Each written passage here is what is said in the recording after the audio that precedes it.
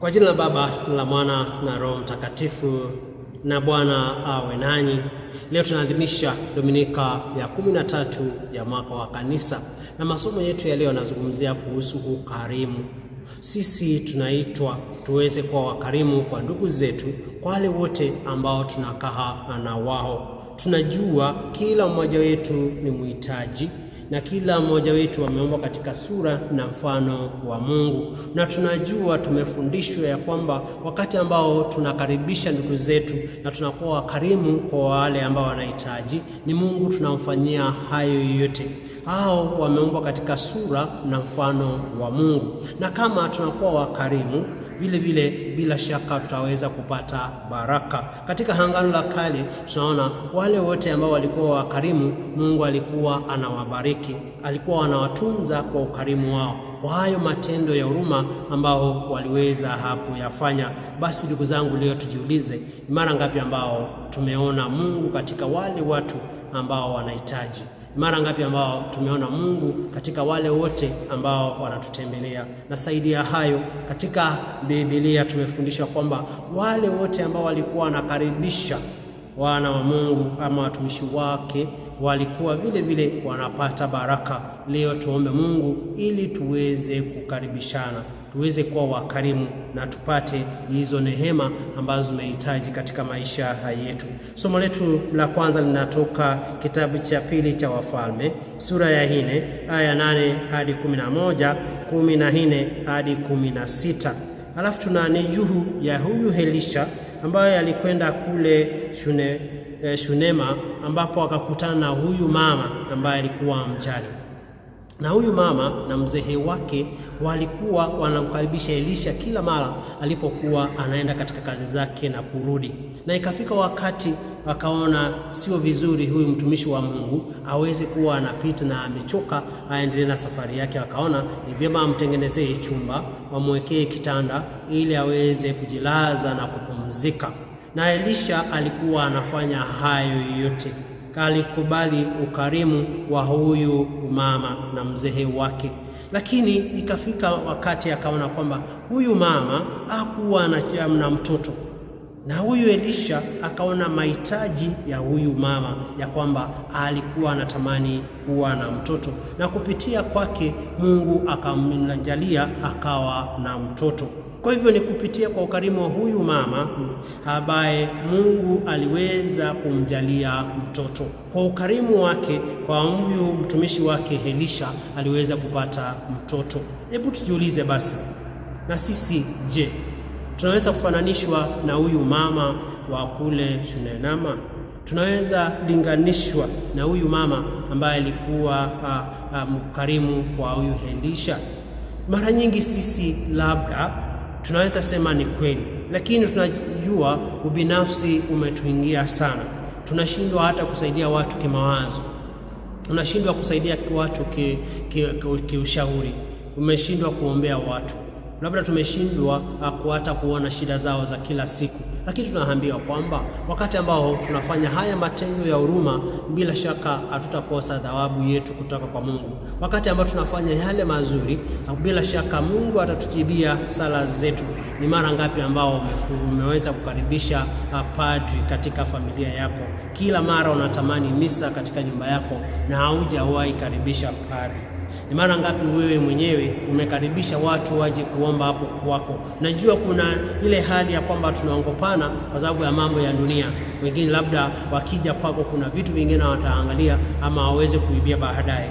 Lakini tunaambiwa kwamba kuna wale wa ukweli ambao tunapaswa kuwakaribisha, na vile vile wale ambao wanakuja wakihitaji tuwasaidie. Ni watu wangapi ambao umewasaidia? Matendo ya huruma ni mojawapo wa nguzo muhimu ambazo sisi wa Kristo tunapaswa kufanya. Ndugu zangu, tuige mfano wa huyu mama, na bila shaka kile chochote ambacho kinakushinda, hapo ndio baraka zitatoka na Mungu ataweza kukubariki. Na hiyo wazo ndio hiyo ambao tunaiona katika injili ya leo, mwinjili Mathayo sura ya 10 aya ya 37 hadi 42. Na anasema, awapokeaye nyinyi anipokea mimi, naye anipokeaye mimi ampokea yeye aliyenituma. Ampokeaye nabii kwa kuwa ni nabii atapata thawabu ya nabii, naye ampokeaye mwenye haki kwa kuwa ni mwenye haki atapata thawabu ya mwenye haki. Ndugu zangu, tunaambiwa kwamba yale matendo mema ambao tunayapata, bila shaka hatutakosa kujibiwa, hatutakosa kupatiwa zawadi, hatutakosa Mungu kutujalia mema zaidi katika maisha yetu.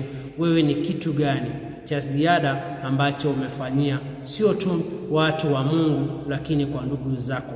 Ni mambo mabepi mazuri ambao umefanyia wahitaji? Ni mambo gani ambao umeweza kuonyesha watu wale wengine kama ishara ya ukarimu katika maisha yao? Na katika somo letu la pili ambalo linatoka katika waraka wa Mtume Paulo kwa Warumi sura ya 3 aya ya 4 aya ya 8 hadi 11, tunaambiwa ya kwamba ni kupitia kwa ubatizo tumefanywa viumbe vipya. Paulo anaotuhimiza ya kwamba upya ambao tunaotarajia ni kuweza kupokea yale ya Kristo, kuyajenga katika maisha yetu na hivyo kutembea na yeye kila daima. Tunaojengwa upya ndani ya Kristo katika maisha ya kiroho, katika matendo yetu, katika mawazo yetu, katika mahusiano yetu. Wakati ambao tunatenda yale yaliyo mema, ni ishara kuonyesha kwamba tumebadilika kimawazo, tumebadilika katika tabia, tumebadilika katika maisha yetu ya kiroho. Tunamtangaza na tunamfunika Kristo ili aweze kutawala maisha yetu. Na hapo ndio tunasema ni wakati huu ambao katika upya tunakuwa makuhani, tunakuwa manabii na tunakuwa wafalme. Basi wewe ni nani ambaye anajenga maisha yako? Ni nani ambaye anakutawala katika maisha yako? Ni huu upya wa Kristo ama bado tuko katika ile hali ya kitambo ambapo dhambi zinatutawala, ambapo huwezi kusaidia watu wale wengine, ambapo huwezi kukaribisha watu wa Mungu, huwezi kukaribisha ndugu zako, huwezi kukaribisha wale wa Kristo wengine, hauwezi kuona kile ambacho wanakihitaji. Tuweze kutengeneza upya wa maisha yetu. Na huku kutengeneza upya wa maisha yetu, tunaambiwa kwamba ni lazima tufanye tuchague ni kitu gani ambacho tunakifanya. Na hiyo ndio wazo ambao tunaiona pale mwanzoni katika injili yetu ya leo. Tunaambiwa kwamba wala mtu asiyechukua msalaba wake na anifuate astahili, lakini yeye yule ambaye anabeba msalaba wa Kristo na yule ambaye anakana yale yote mabaya na kumfuasa Kristo, bila shaka huyo ndio atakuwa amejengwa upya. Hapo ndio tunasema kwamba tumebatizwa katika mwanga na katika neema za Mungu. Tumebatizwa katika hali njema ambapo tumejivika Kristo katika maisha yetu. Na kujivika huyu Kristo ni pale ambapo sisi wenyewe tunakana yale yote mabaya, tunakana yale ambayo yanaenda kinyume na maadili ambayo tumefundishwa, kukana yale yote, zile ahadi. Kumbuka zile ahadi tulizozifanya katika ubatizo wetu, ambazo tulisema kwamba tumeacha yote na tukajivika Kristo, tukaundwa upya, tukawa viumbe vingine, tukaacha dhambi na tukamfuasa Kristo. Basi hapo ndio ukarimu wa Mungu umezimikwa. Kwa hivyo ndugu zangu, leo basi tuombe ili tuweze kuundwa upya, tuweze kuona mahitaji ya ndugu zetu, tuweze kuona kile chochote ambacho yale magumu ambao wanayapitia, tuweze kuwasaidia. Na hivyo tunajua wakati ambao tunafanya hivyo ni Mungu ambaye tunamtendea. Huyu nabii Elisha hakuweza kuwawekea mzigo wa huyu mama pamoja na mzee wake, hakuweza kuambia vitu vingi na mahitaji mengi, lakini aliona shida yao na akaweza kuombea kwa Mungu na wakabarikiwa.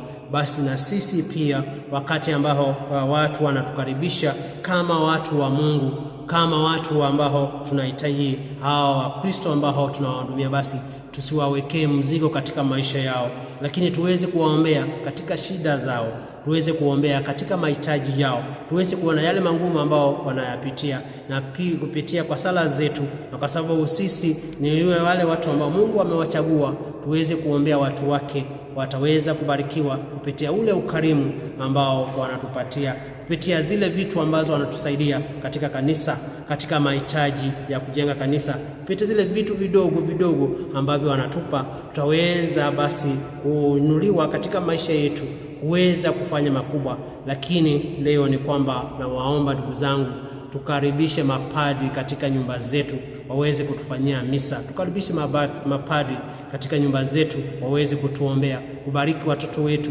kubariki kazi zetu, kubariki biashara zetu, na hapo kupitia hizo baraka tutaweza kupata zaidi katika ukarimu wa Mungu. Tumsifu Yesu Kristo. Tuombe. Mungu, umependa kutufanya sisi tuwe wana wa nuru kwa neema uliotufadhilia. Tunaomba utujalie tusifunikwe na giza la udanganyifu, bali tuweze kukaa daima katika weupe wa nuru yako. Na tuomba hayo kwa njia ya Kristo na Bwana wetu.